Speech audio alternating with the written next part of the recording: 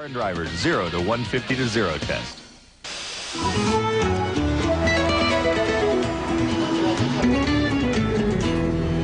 Now, what's the deal here? Well, all the cars were quarantined here overnight. Why?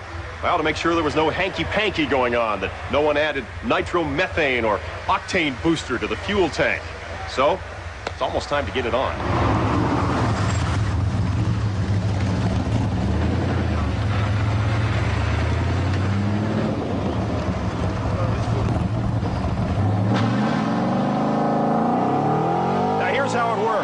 Each of these cars is equipped with an optical speed sensor. It's tied to a laptop and also tied to a digital speed display on the windshield. Each car will take 4 official speed runs, 2 in each direction on this 2.5-mile straightaway. We asked experienced test driver Don Schrader what measures were taken when driving the cars to assure the consistency of the acceleration and braking tests. There's only so much you can extract from a car. I mean, we don't cheat, you know, we don't keep your throttle foot planted during shifts. We lift up during shifts. I try to get the best clutch drop I possibly can. That's not going to change car to car, and I have a personal interest in making sure that these numbers are as best as they can be. For the braking portion of this, Don has to manage several factors. Some cars have ABS, some don't. Some are going to fade, some aren't. Some will track dead straight, some are going to be all over the place. Now, squealing tires and smoking brakes, you know, that's what we're here for. It's all pretty cool, but we need results, right? And that's why we've come to the Car and Driver mobile office. Technical Director Frank Marcus, everybody. Frank, what are you doing? Well, we weather correct all of our numbers that we make here. That way the people that run in the morning when it's nice and cool don't have any advantage over the guys that run in the warmer afternoon. So I have a computer program here that takes the numbers in and corrects for humidity, temperature, and barometric pressure. So we reduce that out, get the exact numbers down so they're all comparable one to another, and then we spit out the results. The Hennessy Viper Venom leads the way to the starting line, and with its huge dose of power and traction, is the first to prepare to launch down the 2.5-mile straightaway.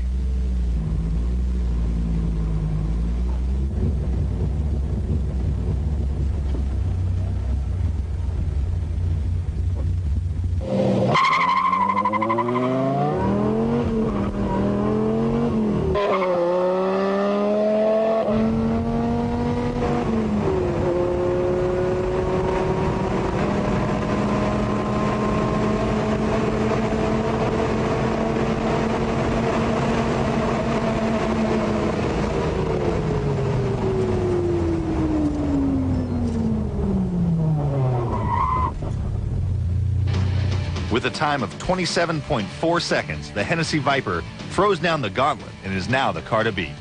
Did it live up to your expectations? Lived up to my expectations pretty well. It's extremely powerful, extremely consistent, really easy to launch. Once again, a hair-off idle, and this one was a full throttle car that I could get into immediately. Worked pretty well. Now, braking obviously is a big part of the equation. A lot of guys spend a lot of time on tuning, but the braking is just as important. How is that? That's right. Stock Vipers tend to brake very well, but this one had a bit of a bias problem that I had to watch out for. However, it was pretty strong in braking, and I can get into it pretty hard by about 130, 120, and then all the way down it was almost as hard as I could push the pedal. The Kenny Brown Cobra was running under its own power again and cautiously approached the track. Well, Kenny, when we saw you yesterday, it was no certain thing that you were going to be here today. I know a lot has happened between yesterday when we left you today. Added some drama to the day's activities. What have you been doing? Well, what we found out is a bearing failed, and this is the proverbial 29-cent bearing that fails when you don't need it to. But we made one call to the shop, and our crack staff kind of got on the horn, and we had a part flown in from Indianapolis this morning and a tech flown in from Bowling Green. And we used some baling wire and some chewing gum, and we're back together again.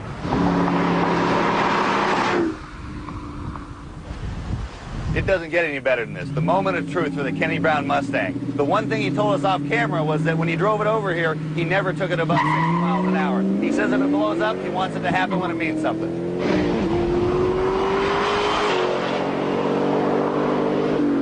Well, it looks like the bubble gum, the finger crossing, all that has worked for now.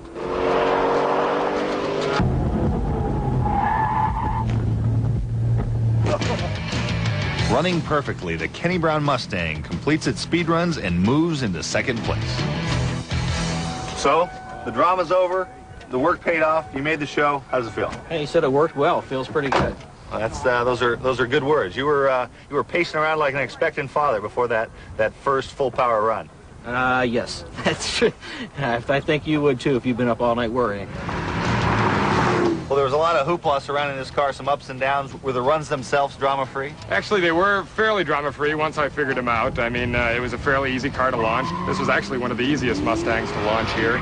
There's a little bit of detonation at about 6,600 RPM, but that's almost where I'm shifting anyway. So the runs are fairly consistent. The braking was fairly consistent, and the car did well. The Renntech Mercedes was the next to stage.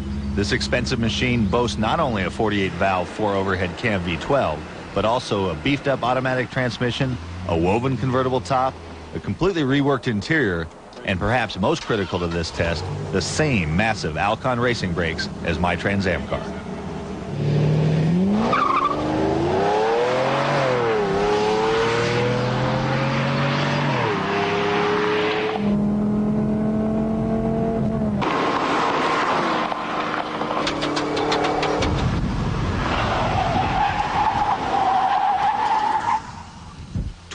.3 seconds for the Renntech, and despite its heavy curb weight, turns in the quickest stop so far.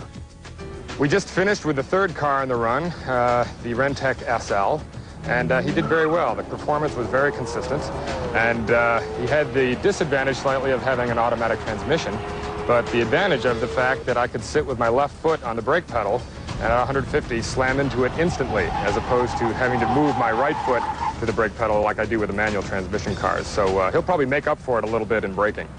The Mustang rivalry heated up as the Saleen Mustang moved into position.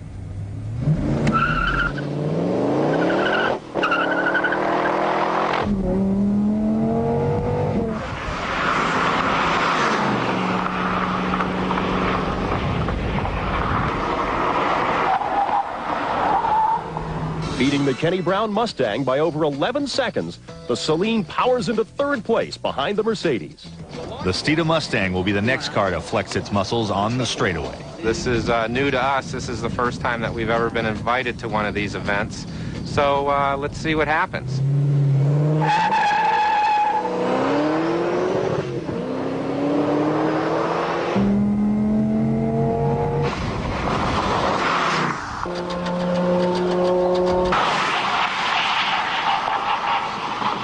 Launching and braking in 26.1 seconds, the Steeda moves into first place ahead of the Hennessy Viper. Next on the line is the Lingenfelter Corvette, and with 630 horsepower is a serious threat to the Steeda's pole position. Okay. First, second, and third, roughly 7,300 RPM, okay. And then fourth gear, you shouldn't have to shift out of fourth gear. Okay.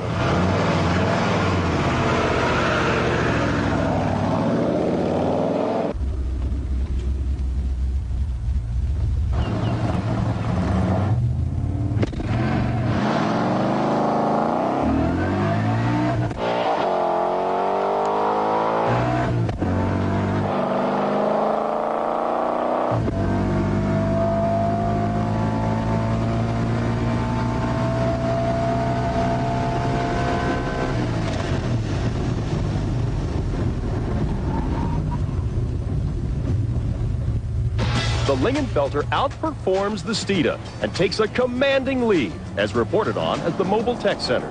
Here's the Lingenfelter 415 CID. Now this way we can see exactly how fast it accelerates and how quickly it brakes. Just for comparison, here's one of the Mustangs. This is the Mercedes, the Renntech 7.4. A little faster on the braking, but a little slower on the acceleration. So far, this one looks a little like the winner. But it sure does well. So far, this is the fastest quarter-mile time that we've gotten, beating even John Hennessy's Viper, if I remember correctly. Over and out on this car. What are your impressions? We have to wait till the numbers come in, but what do you think? It did really well. This is one of the further cars down the road that we've tested. Is extremely strong. The shifter was very quick. It took me a while to figure out the launch, which turned out to be just a hair above 1,000 RPM, sidestepping the clutch and getting onto the throttle about 3/4. If you get it onto full, you'll just sit there and send the tires up in smoke. But once you got it going, it really moved. The other end of it is the braking. How was this car in the braking? It's pretty easy. This has got ABS. He's got bigger brakes on this car, and it's as simple as stomping on the pedal at 150. There's a bit of a zigzagging at that speed, but it wasn't anything unsafe, and it was a pretty simple job. Next, the SVSI Viper Challenge and the final results of the 0 to 150 to 0 test. Welcome back to the 0 to 150 to 0 test. The SVSI Viper is the final competitor in the group and approaches the line with 2 goals: to unseat the Corvette if possible, and also to win the bragging rights between the Vipers.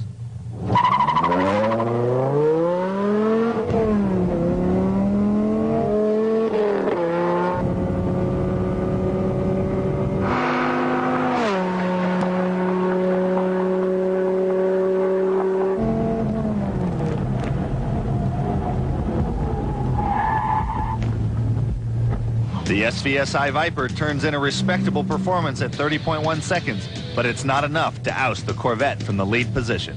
You just ran the SVS car. How did it go? Tommy, it did all right. I was having a little bit of a problem with the gearbox. It was hanging up on me between 2nd and 3rd. Sometimes I'd hit 5th if I was shifting quickly. Sometimes I wouldn't get 3rd at all, and I'd just sit there hung up in the gate. But I learned to work it a little bit by being a little more conservative. That may have cost me a little time, but we did get some numbers anyway, and they were pretty decent.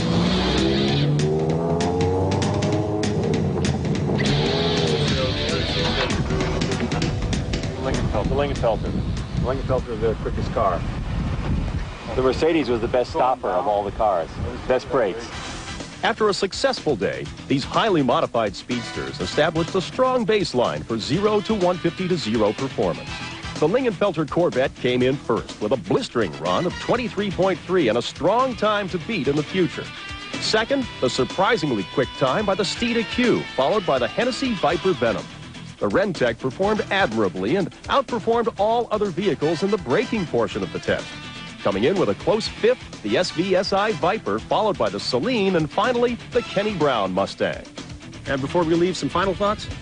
Well, for me, I think it's just that we've seen a new standard. As these cars, supercars, have gotten more and more awesome, 0 to 100 doesn't cut it anymore. I think Car and Driver with the 0 to 150 back to 0 is a new standard we're going to see a lot of. I couldn't agree with you more.